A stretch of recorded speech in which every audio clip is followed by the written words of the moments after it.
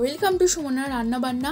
আজ তোমাদের সঙ্গে শেয়ার করছি কাঁকরোলের একটি ভিন্ন ধরনের বা ভিন্ন স্বাদের রেসিপি। তো কিভাবে এটা বানানো যায় তার জন্য পুরো ভিডিওটাকে মন দিয়ে দেখতে হবে। আর তার জন্য আমি প্রথমেই জল গরম হতে দিয়েছি, আর এখানে আমি নিয়েছি মাত্র দুটো কাঁকরোল। সেটাকে জলের মধ্যে দিয়ে ধুয়ে নিচ্ছি। আর এদিকে দেখো জলটাও ফুটে গেছে, এর মধ্যে লবণ দিয়ে দিলাম। আর এখন সেই ধুয়ে রাখা কাঁকরোলগুলোকে দিয়ে দিচ্ছি।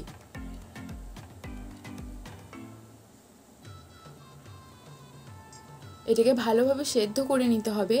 এখন গ্যাসের ফ্লেমটাকে কমিয়ে দিয়েছি, আর এক সাইডটা আমি উল্টে নিচ্ছি। যাতে করে উল্টে নিতে সুবিধা হয় সেই জন্যই কিন্তু আমি এই ডাঁটাগুলো কেটে আগে ফেলে দিইনি। তো এটা এরকমভাবে উল্টে নিয়ে বেশ কিছুক্ষণ কম আঁচে সেদ্ধ করে নেব। তো কিছুক্ষণ পর আমি একটা ছুরির সাহায্যে দেখে নিলাম ভালো মতো সেদ্ধ হয়েছে কিনা। আর ভালোভাবে সেদ্ধ হয়ে গেলে এখন এগুলোকে তুলে নিলাম আর বেশ কিছুক্ষণ রেখে দেবো ঠান্ডা হওয়ার জন্য। আর এদিকে আমি একটা বাটিতে দেখো নিয়ে নিলাম পেঁয়াজ কুচি, তার মধ্যে হলুদ গুঁড়ো, জিরের গুঁড়ো, ধনের গুঁড়ো এবং লঙ্কার গুঁড়ো দিয়ে দিচ্ছি। এখন আর কিছু এখানে ব্যবহার করব না, এগুলোকে ভালোভাবে মিশিয়ে নেব।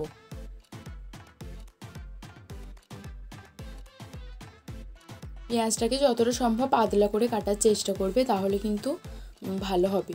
তো এখন এই কাঁকরোলগুলো ঠান্ডা হয়ে গেছে, এখন আমি এই ডাঁটাগুলো কেটে নিচ্ছি।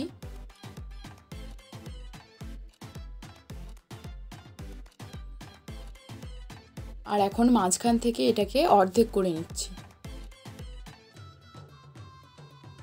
একদমই মাঝ বরাবর করবে, একদিকটা ছোট বড় হলে কিন্তু অসুবিধা হবে এটা বানাতে।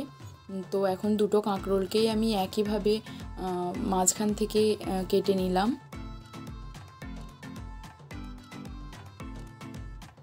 এরপর ভেতরে যে বীজগুলো আছে সেগুলোকেও কিন্তু আমি ফেলে দেব না। এখন একটা চামচের সাহায্যে মাঝের অংশটা আমি বের করে নিচ্ছি।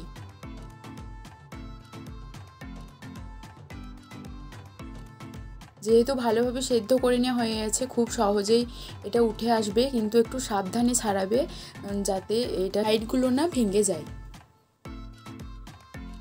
তো এরকমভাবেই আমি সব কাঁকরোলের মাঝখান থেকে শাঁসটা বের করে নেব।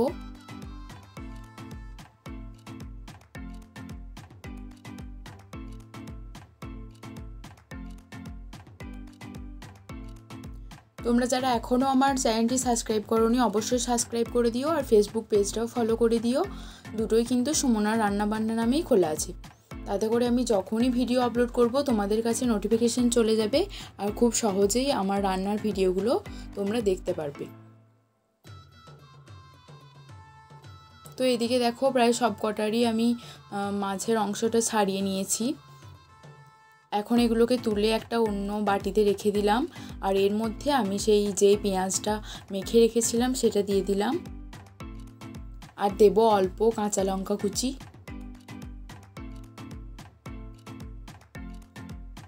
পরিমাণ মতো লবণ,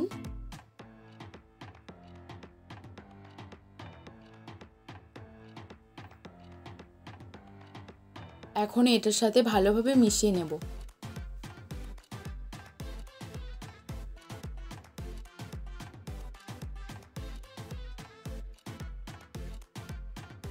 ভালোভাবে মিশিয়ে নেওয়া হয়ে গেলে এর মধ্যে আমি অ্যাড করছি বেসন। তোমরা ময়দাও দিতে পারো, তো বেসন দিলে মনে হয় বেশি সুন্দর হয়। তো এটাকে এখন ভালোভাবে মিশিয়ে নিচ্ছি।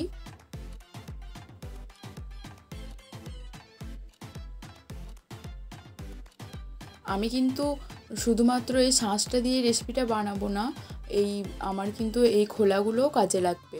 তো দেখো এই সেদ্ধ করা খোলাটার মধ্যে আমি এখন দিয়ে দিচ্ছি লবণ,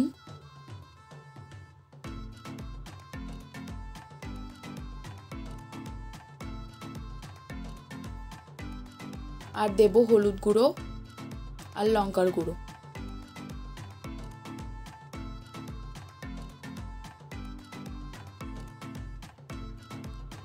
এগুলোকে এখন আলতো হাতে মেখে নেব।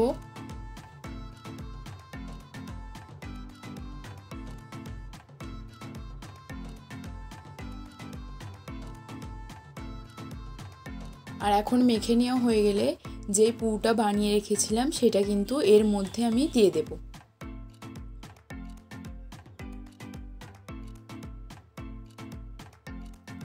তো খুব সুন্দরভাবে পুরোটা ভরে নিতে হবে সমান সমান করে।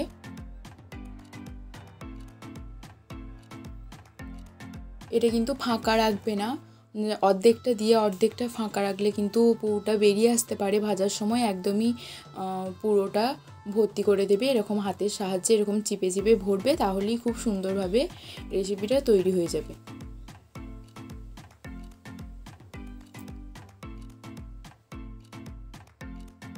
তো দেখো সবগুলোর মধ্যে পুরোটা ভরে নেওয়া কমপ্লিট। এখন এগুলোকে ভাজার পালা। তো তার জন্য আমি প্রথমেই গ্যাসের মধ্যে কড়াই বসিয়ে দিয়েছি, আর এর মধ্যে দিয়ে দিচ্ছি সরষের তেল। সাদা তেলেও ভাজতে পারো, তবে আমার মনে হয় এটা সরষের তেলে বেশি ভালো হয়। তেলটা খুব ভালোভাবে গরম হয়ে গেছে, এখন আমি এর মধ্যে এগুলো একে একে দিয়ে দেবো।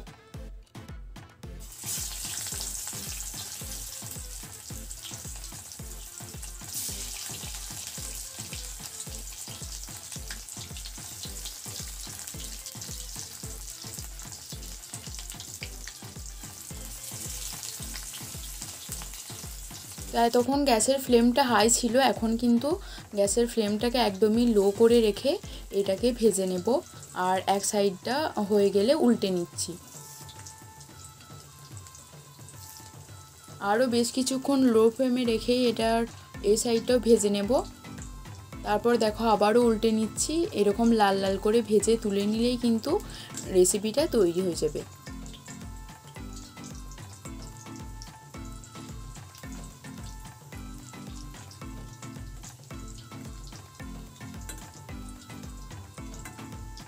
তো এই নতুন ধরনের রেসিপিটা তোমাদের কেমন লাগলো অবশ্যই জানিও।